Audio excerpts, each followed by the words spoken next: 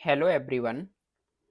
आज बच्चों हम द हिंदू न्यूज़पेपर का सेकंड एडिटोरियल डिस्कस करेंगे, जो बड़ा ही प्यारा इंटरेस्टिंग आर्टिकल है जो लिखा गया है सीरिया के ढह जाने पर। हो सकता है आने वाले समय में सीरिया आपको मैप से गायब दिखे, क्योंकि वहाँ पर क्या हो रहा है अभी अलग अलग जो पार्टियाँ आ रही हैं और उन्होंने सीरिया को कब्जा लिया है, तो इस वजह से सीरिया नाम का देश मैप पर नहीं दिखे। तो उसी के ऊपर ये आर्टिकल लिखा गया है। तो सबसे पहले हम देखते हैं आज के आर्टिकल में जो वर्ड यूज हुए हैं, जो वोकेबुलरी जिसको हम बोलते हैं, जो एग्जाम के पॉइंट ऑफ व्यू से बहुत ज़्यादा महत्वपूर्ण है। तो सबसे पहले हम वोकेबुलरी करते हैं, उसके बाद में अपना आर्टिकल कंटिन्यू करेंगे। तो हमारा पहला वर्ड है पैराडाइम। तो पैराडाइम होता है एक सिस्टम। और जब भी हम यहाँ वर्ड को देखते हैं तो देखो, ये भी देखो कि पार्ट ऑफ स्पीच क्या है। अब जैसे पैराडाइम है सिस्टम, तो हमें कैसे पता चले ये नाउन है या वर्ब है। तो कुछ यहाँ पर ट्रिक ये होती है, जैसे मैंने बोला पैराडाइम नाउन है, तो मैंने कैसे इसको गैस किया।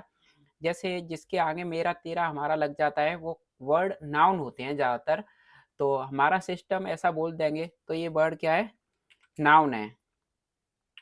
और जिसके आगे नाउन लग जाता है वो एडजेक्टिव होता है। और कुछ आपको ट्रिक भी बताएंगे, जैसे नाउन को पहचानने की और एडजेक्टिव को पहचानने की। तो पैराडाइम के मीनिंग भी दो होते हैं, और ज़्यादातर आपको ये पैराडाइम जो शब्द दिखेगा, इसके बाद में आपको क्या दिखेगा, एक शिफ्ट नाम का एक वर्ड और इसमें दिखेगा आपको साथ में। तो पैराडाइम होता है सिस्टम, जिसका ये पहला मीनिंग है SYSTEM, सिस्टम। और इसके बाद में देखो शिफ्ट आता है, इसके साथ जुड़ के क्या आता है, शिफ्ट, SHIFT। देखो शिफ्ट होता है चेंज, और सिस्टम होता है किसी सिस्टम में बदलाव। तो कभी भी पैराडाइम शिफ्ट जो आज का हमारा जो टाइटल है उसमें है, तो इसका मतलब होता है बहुत ज़्यादा, एकदम ज़्यादा चेंज ओवर, किसी में बहुत बड़ा बदलाव होता है, किसी को एक तरह से कायाकल्प कर दे, उसको कहते हैं हम पैराडाइम शिफ्ट। दूसरा इसका जो मीनिंग है हमारा पैराडाइम शिफ्ट का, देखो यही बताते हैं उसको। सेकंड जो इसको बोलते हैं किसी चीज़ का परफेक्ट एग्जाम्पल। परफेक्ट किसी का एग्जाम्पल है या कोई मॉड्यूल है, एग्जाम्पल और मॉडल, किसी का मॉडल, उसको भी कहते हैं हम पैराडाइम। एक तरह से आपको बताया जाए तो पैरागॉन, और एक इसके लिए वर्ड है एपिटमी, PARAGON। पैरागॉन होता है एग्जाम्पल, उदाहरण, एपिटमी, EPI, एपिटम। एपिटमी होता है किसी चीज़ का एग्जाम्पल। नेक्स्ट वर्ड है हमारा फिशर। देखो ये फिशर, फिशर क्या है, होती है दरार, किसी के बीच में दरार पड़ जाए, चाहे वो दरार पड़ जाए किसी मकान में या दीवार में या कहीं चट्टान में, जो दरार जमीन पर दरार पड़ जाती है उसको भी कहते हैं। या फिर किसी डिस्प्यूट के कारण आपसी मतभेद हो जाते हैं, दरार पड़ जाती है, उसको भी कहते हैं हम फिशर। ये सारे वर्ड आज के आर्टिकल में यूज हुए हैं। तो इसका मतलब क्या होता है, गैप। एक और वर्ड है हमारे पास, क्रैक हो जाता है, या फिर काज्म, SM, CHASM। एक होता है क्रैक, CRACK। अब मलेशिया, मलेशिया देखो मिलिट्री से रिलेटेड होता है, लेकिन ये बोलते हैं लड़ाका, एक आर्म्ड ग्रुप होता है, उसको कहते हैं मलेशिया। पार्ट ऑफ स्पीच ये भी हमारा नाउन है, ARMED, आर्म्ड ग्रुप। और पैरामिलिट्री को भी बोलते हैं हम PARAMALITARY, पैरामिलिट्री होती है। और राइवल्स जो होती है उनको, विद्रोहियों को भी हम क्या कहते हैं, मलेशिया, लड़ाका। डिक्टेटरशिप, देखो डिक्टेटरशिप क्या होती है, डिक्टेटर होता है तानाशाह, और जिसके अंदर तानाशाही है वो क्या है, डिक्टेटरशिप है, इसको कहते हैं हम। पार्ट ऑफ स्पीच हमारा ये नाउन है। Tyranny, T Y R A double N by.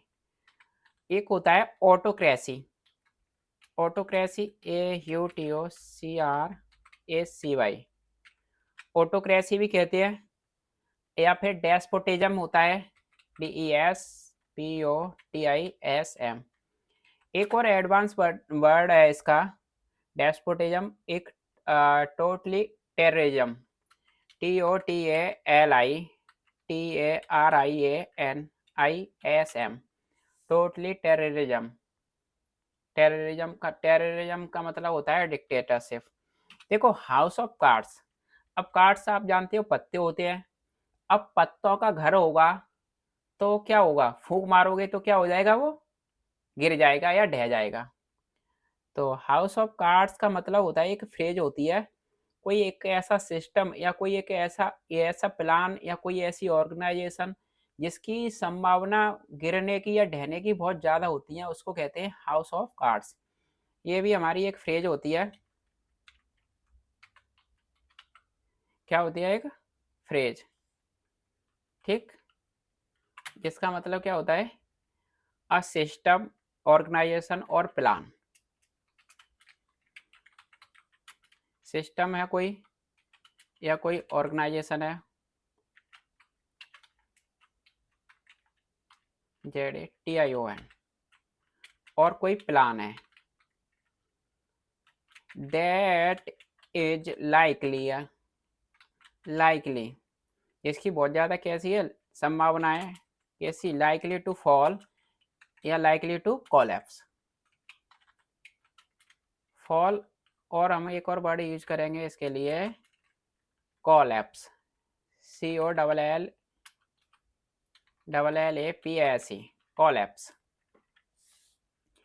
Next हमारा वर्ड है मीनस। देखो मीनस होता है खतरा, और ये क्या है, मीनेसिंग, जो है हमारा पार्ट ऑफ स्पीच एडजेक्टिव, जो बहुत ज़्यादा खतरनाक कोई चीज़ है, बहुत ज़्यादा खतरा है, थ्रेटनिंग है, डरावनी है, उसको कहते हैं मीनेसिंग।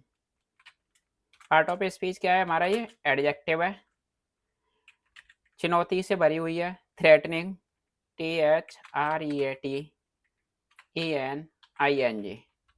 थ्रेटनिंग है या बड़ी डरावनी है,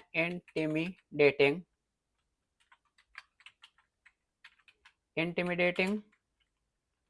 और एक वर्ड होता है ओमिनस, बहुत ज़्यादा डरावना, OMINOUS। आपने देखा होगा अलार्म आप लगाते हो, तो अलार्म क्या होता है, एक संकेत होता है, तो हो सकता है वो संकेत खराब का हो या अच्छे का, तो ये अलार्मिंग भी कहते हैं, जो बड़ा ही खतरनाक संकेत देता है, अलार्मिंग, खतरे की घंटी, तो एक वर्ड अलार्मिंग भी होता है। देखो प्रीवेल, प्रीवेल का मतलब होता है किसी चीज़ का सब तरफ फैल जाना, यानी सब तरफ किसी का फैलना, उसको कहते हैं प्रीवेल। पार्ट ऑफ स्पीच क्या है, ये वर्ब है, जो चारों तरफ फैली हुई है जो चीज़, तो चारों तरफ किसी की कोई हवा चल रही है, कब, कि वो सक्सीड हो गया है, यानी सफल हो गया है, तो SUCCEED, सक्सीड बोलेंगे। या जिसकी बहुत ज़्यादा तारीफ होती है, ट्रिम्प होता है, विजयी होना, TRIUMPH। एक और वर्ड है देखो, victory, B victorious, VICTORIOUS, B victorious यानी विजयी होना। होल अप, होल अप हमारी एक ये फ्रेजल वर्ब है, आप सभी लोग जानते हो होल, होल क्या होते हैं, जैसे मिट्टी के अंदर आपने देखा होगा कुछ जानवर या चूहा है या कोई एनिमल होती है, वो क्या है, खरगोश, जब मिट्टी के अंदर गुफा बना के या बिल बना के वो अंदर छिप जाते हैं, क्या करते हैं, अंदर छुप जाते हैं, तो उसी को कहते, वहीं से ये फ्रेजल वर्ब निकल के आई है, होल अप, जिसका मतलब होता है हाइड, यानी छिप जाना, या कंसील, CONCEAL। अगला हमारा वर्ड है, नेक्स्ट वर्ड है इम्ब्रेस। देखो इम्ब्रेस है, इम्ब्रेस का मतलब होता है किसी को गले लगाना, किसी को अपना लेना, स्वीकार कर लेना। इम्ब्रेस क्या है, किसी को गले लगाना या स्वीकार कर लिया, तो एक्शन हो रहा है, तो ये क्या है, पार्ट ऑफ स्पीच वर्ब है, क्या है, वर्ब। इम्प्रेस कर लिया आपने, उसका स्वागत कर लिया, अपना लिया, वेलकम, एक्सेप्ट, ये सब इसके क्या है, सिनोनियम है। एक वर्ड होता है इंडोर्स कर रहे हो आप, किसी को समर्थन दे रहे हो, ENDOR। आपने सुना होगा स्पाउस, जीवन साथी होता है। ई स्पाउस मतलब उसको अपना लेना या गले लगा लेना, ई स्पाउस या उसको मित्रता कर लेना, उसको भी यहाँ पर हम इसका सिनोनियम बन जाएगा इम्प्रेस का। नेक्स्ट वर्ड हमारा हॉलो। हॉलो तो आप सभी जानते हो, हॉलो क्या होता है, खोखला होता है, एम्प्टी होता है। पार्ट ऑफ स्पीच क्या है, एक एडजेक्टिव है, एक क्या है, ये एडजेक्टिव है, जिसका मतलब होता है EMPTY। एम्प्टी है कोई चीज़, खोखली है, या एक तरह से मीनिंगलेस है, जिसका कोई मतलब नहीं है, MENINGLESS, मीनिंगलेस है।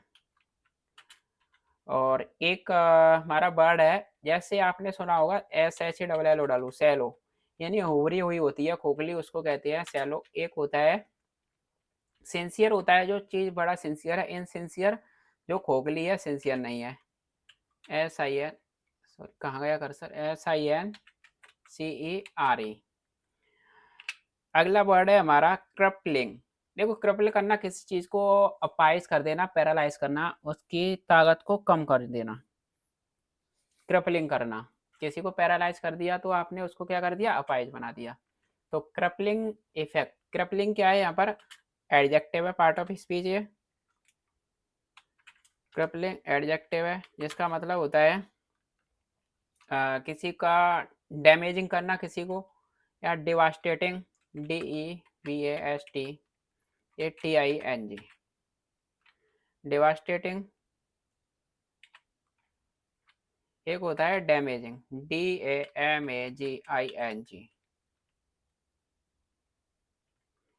पैरालाइज कर दिया आपने, PARALYZING, पैरालाइजिंग।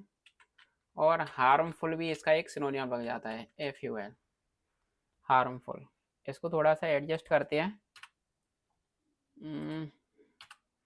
ठीक। स्केयर, देखो स्केयर होता है वैसे ही निशान, अब किसी चोट का जो निशान रह जाता है उसको कहते हैं स्केयर। स्केयर क्या है, पार्ट ऑफ स्पीच में नाउन है, पार्ट ऑफ स्पीच क्या है, स्केयर नाउन है, जिसका मतलब होता है किसी घाव का या कोई निशान है उसको कहते हैं डैमेज, चोट के निशान को स्केयर। WOUND, वाउंड, बाउंड घाव होता है। एक होता है मार्क, होता है निशान है वैसा ही। एक डैमेज है कोई चीज़, DAMAGE। एक और एडवांस वर्ड है हमारा BLEMISH, ब्लेमिस। देखो रिजीम तो आप सभी जानते हो, रिजीम पार्ट ऑफ स्पीच इसका नाउन है। रिजीम होता है शासन या प्रशासन। गवर्नमेंट, GOVERNMENT,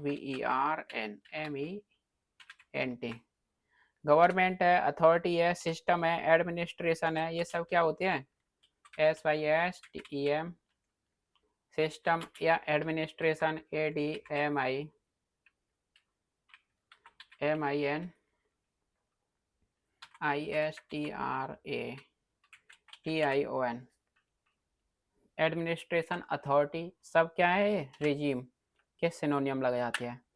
डिसेंट, अब देखो डिसेंट है, कोई आपसे नाराज है, क्या है, डिसेंट है।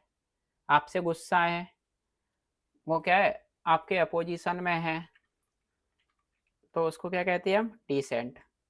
यानी असहमति है तो उसको कह देते हैं हम, पार्ट ऑफ स्पीच क्या है, उसकी असहमति है, डिसेंट, गुस्सा, नाराजगी।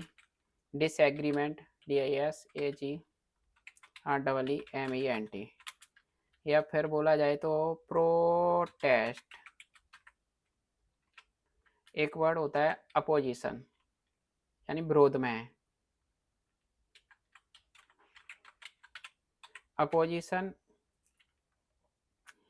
डेफियांस, DEFIANC। देखो स्केसिज्म, स्केसिज्म ये वर्ड है हमारा, अभी ऊपर हमने किया था क्या, एक वर्ड था फिशर, जो दरार होती है, उसी से मिलता जुलता ये वर्ड है स्केसिज्म। ये नाउन है, जो किसी के बीच में विभाजन करवा देता है ग्रुप में या उसमें। पार्ट ऑफ स्पीच क्या है इसका? नाउन। क्या होता है? डिवीजन, स्प्लिट, जिसको बांट दिया, डिवीजन होता है SPLIT, स्प्लिट। और ब्रेक, BRE, ब्रेक होता है division, split, break, separation, separation. अगला वर्ड है हमारा ब्रेक आउट। देखो ब्रेकआउट, ब्रेकआउट का मतलब क्या होता है? किसी भी चीज का बहुत जल्दी से फैल जाना या शुरू हो जाना, उसको कहते हैं ब्रेकआउट होना। ये भी हमारी क्या एक फ्रेजल वर्ब है। ब्रेकआउट भी क्या है? हमारी एक फ्रेजल वर्ब है। यानी इरप्ट, ERUPT, इरप्ट हो गई, या बिगिन, BEGIN, इरप्ट, बिगिन। एक BURST, burst, begin, BURST, burst, चीज़ों का बहुत जल्दी से फैल जाना। नेक्स्ट वर्ड है हमारा सब्सटेंशियली। देखो सब्सटेंशियली होता है जो बड़ी ही खतरनाक या बहुत ज़्यादा महत्वपूर्ण, उसको कहते हैं सब्सटेंशियली। पार्ट ऑफ स्पीच क्या है? ये एडवर्ब है। पार्ट ऑफ स्पीच एडवर्ब है जो बड़ा कंसिडरेबली है या ड्रास्टिकली है, उसको कहते हैं सब्सटेंशियली। DRASTICALL, ड्रास्टिकली या considerable, CONSIDERAVLY, considerably. Pre occupy, अगला वर्ड हमारा क्या है? Pre occupy.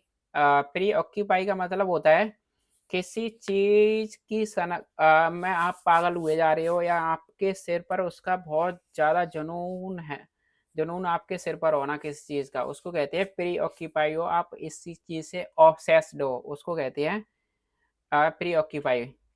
Part of speech क्या है इसका? वर्ब है, जिसका मतलब क्या है? आपने उसको पूरी तरह एब्जॉर्ब कर लिया है। आप पर उसका क्या है? भूत सवार है, या जुनून आपके सिर पर है, उसका मर्डर है, या आप किसी चीज की सनक में हो। ABSORB, absorb. एक है आपने उसको ऑब्सेस करना, OBSESS, ऑब्सेस। या इन ग्रॉस, GROSS। देखो डिस्ट्रैक्शन, ज्यादातर जिसके वर्ड के लास्ट में आपने देखा होगा ION आ रहा है, वो सारे वर्ड ज्यादातर मोस्टली क्या है? नाउन है। क्या है? नाउन। और OUS आता है तो एडजेक्टिव। तो डिस्ट्रैक्शन आप जानते हो, मार्ग से भटक जाना, डाइवर्ट होना, diversion. Part of speech noun है तो इसको हम क्या कहेंगे? Diversion, DIVERSION, diversion. Interruption, RRUPTION, interruption होता है। एक होता है डिस्टर्बेंस, DISTURBANCE, डिस्टर्बेंस। डाइवर्ज, देखो डाइवर्स होता है विविध विविध तरीके के, अलग अलग तरह तरह के लोग या तरह तरह की कोई चीज होती है, उसको कहते हैं डाइवर्सिटी। डाइवर्सिटी होती है विविधता, वहां से ये वर्ड बना है डाइवर्स, जो क्या है? हमारा एडजेक्टिव है। पार्ट ऑफ स्पीच क्या है? एडजेक्टिव है, जिसका मतलब होता है डाइवर्स यानी वेरियस, विभिन्न तरीके के, तरह तरह की कोई चीज है, विभिन्न विभिन्न तरह के, अलग अलग तरह के, वेरियस, PARIOUS। एक वर्ड होता है माई रेड, RIAD, माई रेड होता है विभिन्न अलग अलग तरीके के। देखो साइड किक, अब आपको पता है एक वर्ड है ये साइड किक। साइड किक क्या है? एक हमारी एक पार्ट ऑफ स्पीच देखा जाए तो एक नाउन है ये, लेकिन ये वर्ड देखो बना कैसे है, साइड किक। आपके साइड में कोई चल रहा है, उसने क्या कर दिया, किक कर दिया, तो आपके साथ में कौन चलेगा? या तो आपका असिस्टेंट होगा, आपका पीए होगा, या फिर आपका कोई चेला चपाटा होगा, या आपका कोई पार्टनर है, या आपका दोस्त है। तो वो क्या है, आपके साइड में चल रहा है, तो वहीं से बना दिया ये side kick. Part of speech क्या है, नाउन है, जिसका मतलब होता है असिस्टेंट, असिस्टेंट। और या फिर बोला जाए तो हमारा पार्टनर। एक वर्ड होता है कंपेनियन, और आप जानते हो अले होते हैं मित्र, उसको भी यहाँ पर क्या कहते हैं। अब नेक्स्ट वर्ड है प्रॉक्सी। देखो ये प्रॉक्सी जो वर्ड है, ज़्यादातर ये टेररिस्ट ऑर्गेनाइजेशन के जो एजेंट वगैरह होते हैं उनके लिए यूज किया जाता है ये। तो प्रॉक्सी हमारा ये नाउन है वैसे तो, जिसका मतलब होता है कोई रिप्रेजेंटेटिव या एजेंट, उसको कहते हैं हम प्रॉक्सी। REPRESENTATIVE, रिप्रेजेंटेटिव या फिर एजेंट। एक वर्ड होता है एडवांस सॉरोगेट, SURROGATE। सॉरोगेट करना यानी किसी चीज़ को वो क्या कर रहा है, उसका प्रतिनिधित्व कर रहा है। एक होता है सब्स्टिट्यूट, SUBSTITUT,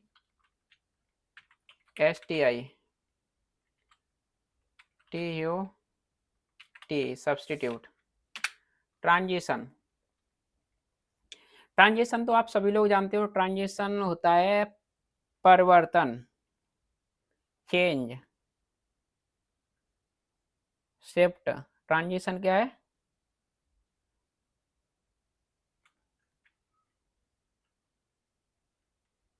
देखो जिस भी वर्ड के लास्ट में आता है वो क्या होता है, नाउन होता है। ट्रांजिशन यानी बदलाव, चेंज क्या होता है, चेंज ओवर, CHANGEOVER, या फिर SHIFT, शिफ्ट होता है। एक होता है ट्रांसफॉर्मेशन, TRANSFORMATION।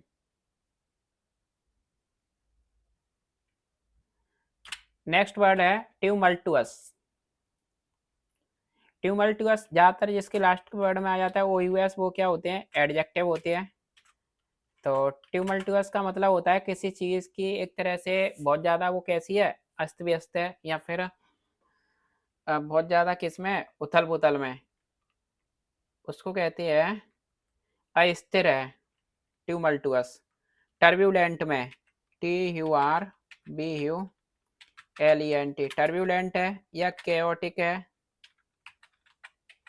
या फिर आपने बोला अनस्टेबल है, इस स्थिर नहीं है। एक है डिसरप्टिव, डिसरप्टिव। इसको थोड़ा एडजस्ट करते हैं अभी यहाँ पर।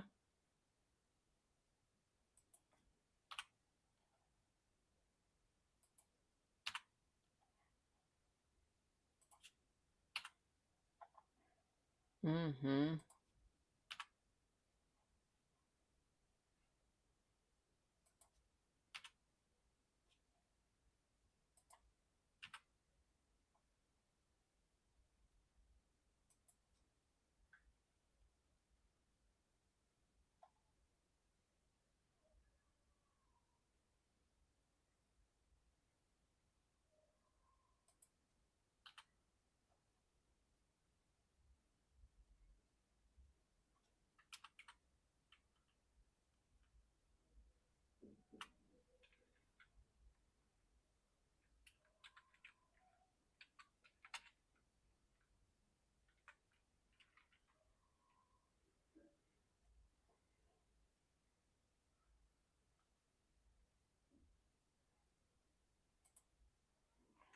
नेक्स्ट वर्ड चलो देखते हैं। नेक्स्ट वर्ड है हमारा क्योस। देखो क्योस का मतलब होता है कोई चीज़ बहुत ज़्यादा किस्में है, डिसऑर्डर है, अस्त व्यस्त है। पार्ट ऑफ स्पीच क्या है इसका, नाउन है, DISORDER, डिसऑर्डर, अस्त व्यस्त होना। या फिर टर्मोइल, TURMOIL। टर्मोइल अनार्की होता है, अराजकता फैली हुई है, CHY अनार्की। एक वर्ड एडवांस है मेहिम, मेहिम भी होता है, बहुत ज़्यादा अराजकता है या अस्त व्यस्त है, उसको कहते हैं मेहिम। एक वर्ड है पेंडेमोनियम, आपने सुना होगा, PANDEMONIUM,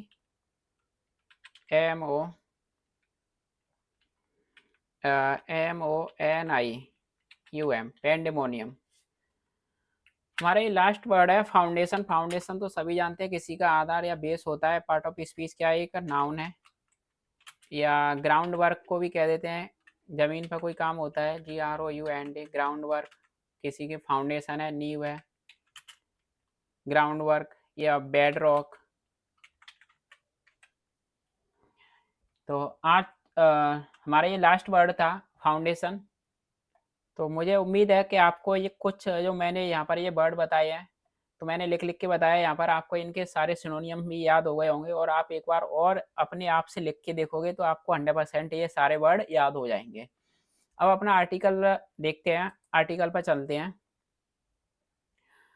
क्या कह रहा है, पैराडाइम शिफ्ट।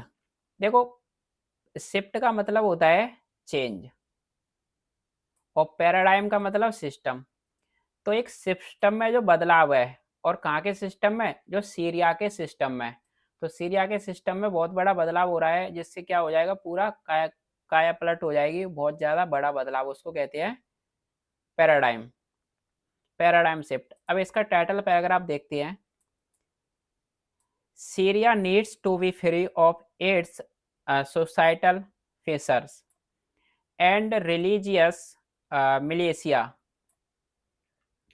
तो सीरिया को आवश्यकता है, नीड्स है, जरूरत है, टू बी होने की, मुक्त होने की, फ्री होने की, स्वतंत्र होने की। कहाँ से फ्री होने की, ऑफ इट्स यानी उसके सोसाइटल, अपने जो सामाजिक दरारों से, और धार्मिक, रिलीजियस यानी धार्मिक, मिलिशिया से, जो मिलिशिया यानी धार्मिक लड़ाकुओं से या फिर विद्रोहियों से, और अपनी सामाजिक दरारों से उसको फ्री होने की आवश्यकता है। क्या है, उसको जरूरत है, किसको, सीरिया को। मिलिशिया होते हैं ऐसे आर्म्ड फोर्सेस, कोई नहीं बोलते हैं, जो स्पेशली आर्मी वाले को नहीं कहते। मिलिशिया ऐसे लोग होते हैं जैसे धर्म के नाम पर या देश के नाम पर हथियार उठा लेते हैं, आम आदमी, आम सिटीजन जो होते हैं, उनको कहते हैं हम मिलिशिया। तो सीरिया को अपने समाज के अंदर जो दरारें पड़ी हुई हैं, सिया सुन्नी, क्रिश्चियन, बुद्धिस्ट, इनके बीच की ये दरार खत्म करनी चाहिए, और अपने धार्मिक जो विद्रोही हैं, जो लड़ाके हैं, उनको क्या करना चाहिए, उनसे मुक्त होना चाहिए, तभी कुछ हो सकता है। अब अपना आर्टिकल कंटिन्यू करते हैं। The regime of Bashar al Assad. देखो कहाँ पर है ये हमारा, ये है the regime of Bashar al Assad has fallen in Syria. जो शासन है, जो रिजीम है, किनका, बशर अल असद का, वो क्या हो गया है, हैज फॉलन, गिर चुका है, इनमें, सीरिया में। तो बशर अल असद का जो शासन था सीरिया में, वो क्या है, उनकी सत्ता गिर गई है, शासन चला गया है। और देखो, इसमें मैं आपको बताऊं, जैसे सेंटेंस का अगर आपको बहुत ज़्यादा उसका आत्मा या उसकी सार समझना है, तो कैसे समझते हैं, जैसे एक सब्जेक्ट और वर्ब को आइडेंटिफाई करो। फर्स्ट हमारा ये काम होना चाहिए, ये एक एक्सरसाइज है। जब भी आप रीडिंग करने बैठो, तब आप सेंटेंस में वर्ब और सब्जेक्ट को तो कम से कम आइडेंटिफाई करो। तो यहाँ पर रेजिम आपका सब्जेक्ट है, रेजिम हमारा क्या है, एक सब्जेक्ट है, और हैज फॉलन ये हमारी पूरी वर्ब है, हैज हेल्पिंग वर्ब है, फॉलन B3 है, यानी प्रेजेंट परफेक्ट है ये। आगे, द इस्लामिस्ट हयात तहरीर अल शाम, जो है HTS, a former arm of Al-Qaeda that had rebranded itself, is now the most powerful force in the country। अब ये कह रहा है, जो इस्लामिस्ट जो हयात तहरीर अल शाम नाम का एक ये ग्रुप है एचटीएस, अ फॉर्मर आर्म जो है एक पहले का जो फॉर्मर मतलब पहले का, जो एक पहले की जो बाजू आर्म है किसका, अल-कायदा का, जिसने दैट अपने आप को स्वयं को क्या किया है, रीब्रांडेड, अपनी ब्रांड को चेंज कर दिया है, फिर से उसको दूसरा नए नाम से उसको नया नाम रख लिया है, रीब्रांड कर दिया है स्वयं को। अब ये ग्रुप जो है जो एचटीएस अब सबसे ज़्यादा शक्तिशाली है कहाँ पर, कंट्री में, देश में, इज मोस्ट पावरफुल फोर्स, सबसे शक्तिशाली फोर्स है कंट्री में, देश में।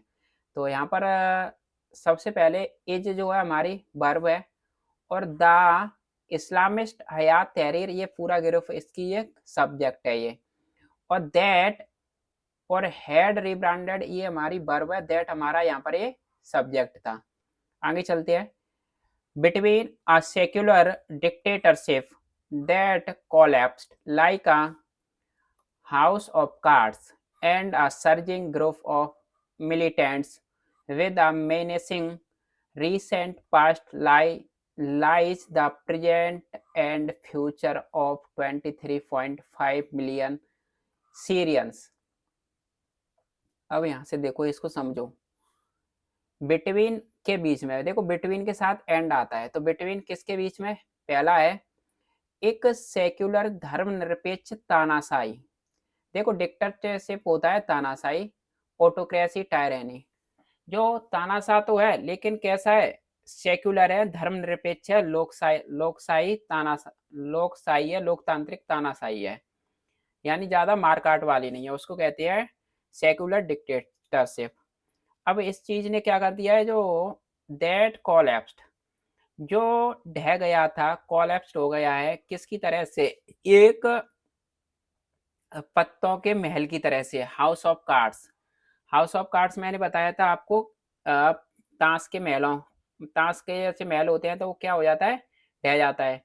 तो ये कह रहा है दैट कोलैप्स कर गया, कैसे, एक पत्तों के महल की तरह से, और उभर के आया है, क्या उभर के आया है, सर्ज हुआ है एक ग्रुप ऑफ का जो है लड़ाकों का, मिलिटेंट्स यानी लड़ाकों का एक ग्रुप उभर के आया है, किसके साथ, जो एक बड़े ही थ्रेटनिंग, चुनौती से बड़े, हाल ही के पास्ट में, रिसेंट पास्ट में, और ये लाई करता है, डालता है प्रेजेंट और फ्यूचर, यानी वर्तमान को और आगे भविष्य को। और किन का है वर्तमान और भविष्य, 23.5 लगभग 23.5 लाख सीरियंस जो लोग हैं, 2.5 करोड़ लगभग सीरियंस लोगों का प्रेजेंट और पास्ट फंसा हुआ है किसके बीच में, एक ये कोलैप्स कर जाएगा, ढह जाएगा ताश के पत्तों के महल की तरह से, सेकुलर डिक्टेटरशिप और एक उभरता हुआ जो ग्रुप है लड़ाकों का, उनके बीच में सीरियंस की है जिंदगी फंसी हुई है। देखो सबसे पहले दैट, जिसकी वर्ब है हमारी कोलैप्स्ड, और दूसरी हमारी वर्ब कहाँ पर थी, देखो ये लाइज, लाइज एक वर्ब है, और ये वर्ब किसकी है, प्रेजेंट एंड फ्यूचर।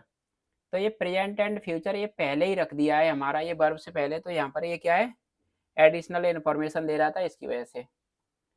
अब देखो और आगे, 8 years एगो, 8 साल पहले क्या हुआ था, mister Assad seemed to be winning the civil war. तो 8 साल पहले, आज से 8 साल पहले जो असद है, जो सीरियन की इनके हाथ में सत्ता थी जो अब गिर गई है, तो वो सीम्ड हुए थे, ऐसा लग रहा था, कैसे दिख रहे थे, जीतते हुए दिखाई दे रहे थे सिविल वॉर को, यानी गृह युद्ध को। He had recaptured most of the lost territories with the help from Russia, Iran and Hezbollah. और उन्होंने, किसने, असद ने कैप्चर कर लिया था बहुत ज़्यादा, most of the lost territory, जो उन्होंने जिनका क्षेत्र खो दिया था, जो उनसे छीन लिया गया था, उसको, उसमें से अधिकांश भाग को उन्होंने क्या कर लिया था, कब्जा लिया था फिर से। और किस कैसे कब्जाया था, जो कब्जाया था हेल्प से, सहायता से, रसिया और ईरान और लेबनान, हिजबुल्ला है लेबनान में, तो उनकी सहायता से असद ने क्या कर लिया था, बहुत सारा एरिया कब्जा लिया था, दोबारा से अपना कब्जा ले लिया था उस पर। आगे देखो, अ टेंस काम prevailed as militants hold themselves up in the tiny northwestern region of Idlib। अब ये कह रहा है कि एक जो तनावपूर्ण जो शांति थी, टेंस काम, यानी शांति तो हुई थी, लेकिन कैसी शांति हुई थी, बड़ी ही तनावपूर्ण शांति जो प्रिवेल हुई, जो फैल गई चारों तरफ। कैसे?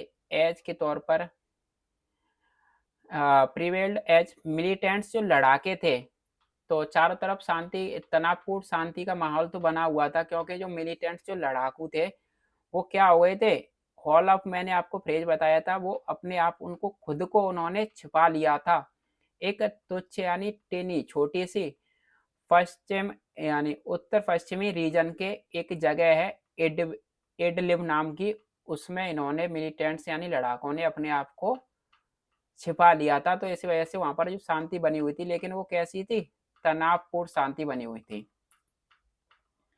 आगे देखते हैं, in the south east the Kurds enjoyed limited autonomy. ये कह रहा है साउथ ईस्ट में यानी दक्षिण पूरब में जो कुर्दस नाम का एक ग्रुप था, एक इसने एंजॉय किया था कुछ लिमिटेड सीमित स्वायत्तता, ऑटोनॉमी स्वतंत्रता, कुछ लिमिटेड इसने स्वतंत्रता को क्या किया था, एंजॉय किया था। वट वॉट पीस विद डैमकस, लेकिन इसने क्या कर लिया, देखो बाई पीस, किसी के साथ में शांति स्थापित कर लेना।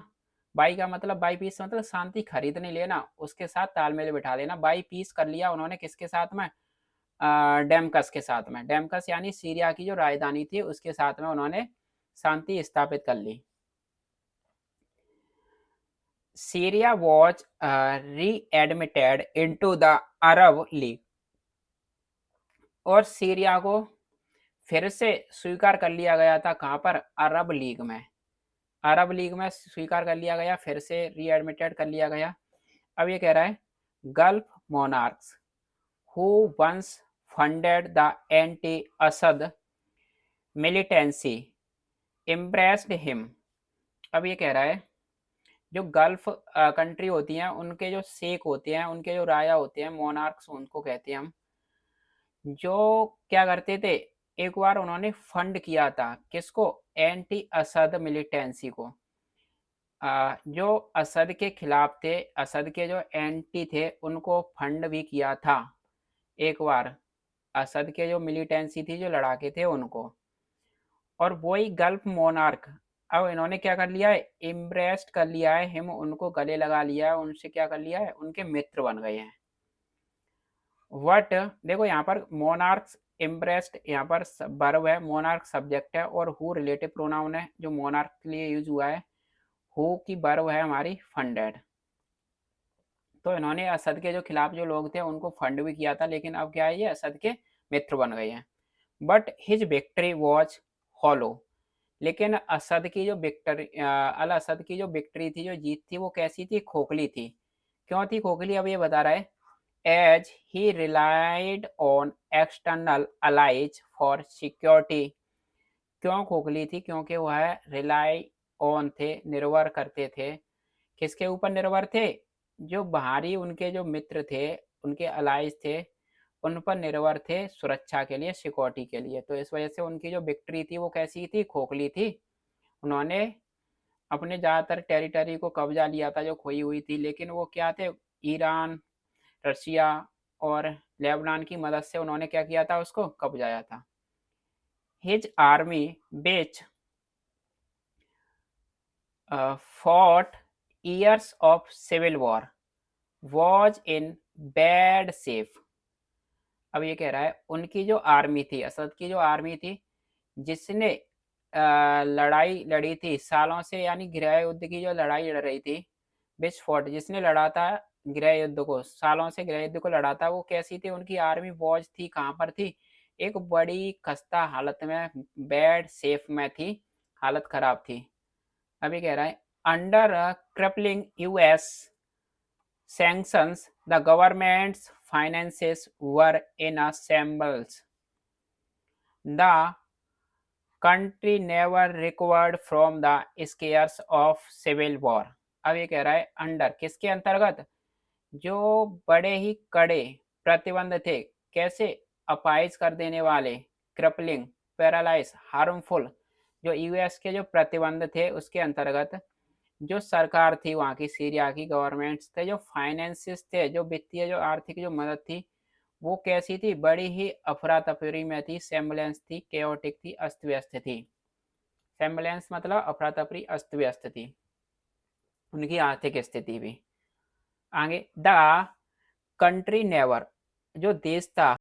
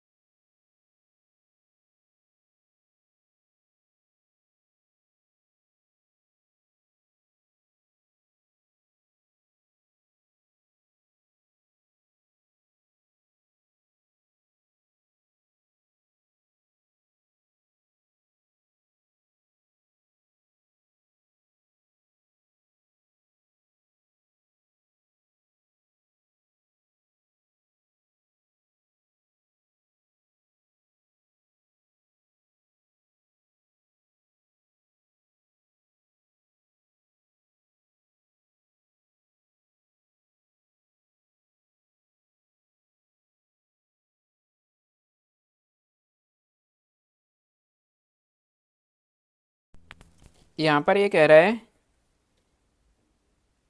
लेकिन देखते हुए सीरिया के जो ट्यूमल्टुअस हिस्ट्री को, सीरिया की जो टिमल्टुअस हिस्ट्री मतलब बहुत ही ज़्यादा उथल पुथल वाली डिसरप्टिव इतिहास को देखते हुए, और वहाँ की सामाजिक दरारों को देखते हुए